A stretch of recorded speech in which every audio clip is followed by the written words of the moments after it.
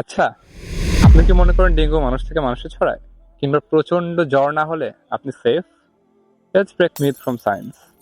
Dengue হলো Aedes মশকি দ্বারা ছড়ানো একটি ভাইরাসজনিত রোগ। প্রতি বছর বিশ্বে লক্ষ লক্ষ মানুষ এতে আক্রান্ত হচ্ছে, বিশেষত বৃষ্টি উত্তর মৌসুমে, এবং বাংলাদেশেও এর প্রকোপ দিন দিন বাড়ছে। আমরা অনেকে মনে করে থাকি ডেঙ্গু মানুষ থেকে মানুষে ছড়ায়, তবে এটি সম্পূর্ণ সঠিক নয়। ডেঙ্গু ছড়ায় মূলত এডিস মশকির কারণে। এখানে এডিস মশকি বাহক হিসেবে কাজ করে, মানুষ থেকে মানুষে সরাসরি ছড়ায় না।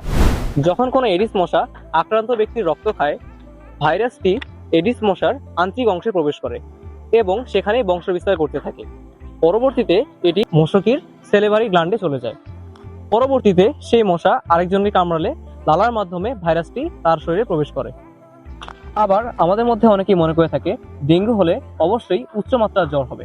তবে দ্য ফ্যাক্ট ইজ, সকল ডেঙ্গু রোগীরই উচ্চমাত্রায় জ্বর হয় না, কারো কারো কম বা মাঝারি হতে পারে। তবে সিভিয়ার লক্ষণ দেখা দিলে তা হতে পারে বিপজ্জনক। ডেঙ্গুতে রক্তপাত, স্থায়ী বমি, তীব্র পেট ব্যথা হলে অবশ্যই দ্রুত চিকিৎসা নিতে হবে।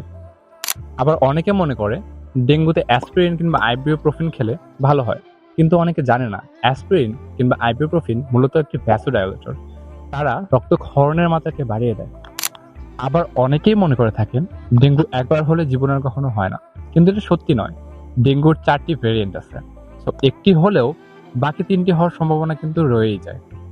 2023 সালে বাংলাদেশে ডেঙ্গু সংক্রমণের রোগী ছিল 3,21,179 জন, এবং তাদের মধ্যে মৃত্যুর সংখ্যা 1,705, যা দেশের ইতিহাসে সর্বাধিক। ওয়ার্ল্ড হেলথ অর্গানাইজেশনের তথ্য মতে 2024 সালে প্রায় 14.6 মিলিয়নেরও বেশি ডেঙ্গু সংক্রমণের রেকর্ড হয়েছে এবং 12,000-এরও বেশি মানুষ মারা গিয়েছেন।